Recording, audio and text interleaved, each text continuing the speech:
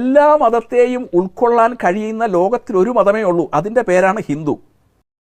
കിളവ, ഹിന്ദു എന്നത് ഒരു മതമല്ല, അതൊരു സംസ്കാരമാണ്.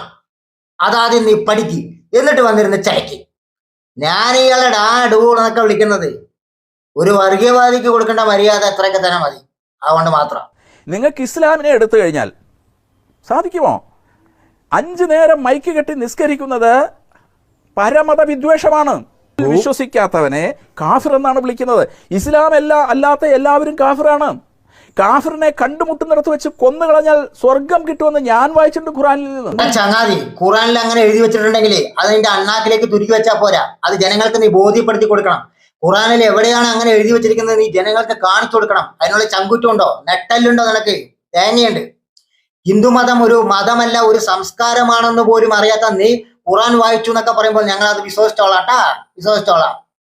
നീ നിന്റെ രാമായണവും മഹാഭാരതവും ഒക്കെ മര്യാദയ്ക്ക് വായിച്ചു പഠിച്ചിട്ടുണ്ടെങ്കിൽ നീ ഇതുപോലെ ഒരു വർഗീയവാദി ആയിട്ടുണ്ടാവില്ല.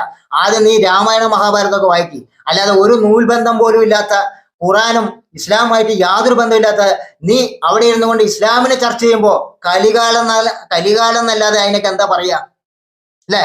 എടാ, നിന്റെയൊക്കെ അണ്ടിമൊക്കെ ശാഖയിലെ ജയ് ശ്രീറാം എന്ന് വിളിക്കാത്തതിന്റെ പേരിൽ എത്ര മുസ്ലിങ്ങളെ അടിച്ചു കൊന്നിരിക്കുന്നത്, വല്ല കയ്യും കണക്കും ഉണ്ടോ അതിനൊക്കെ?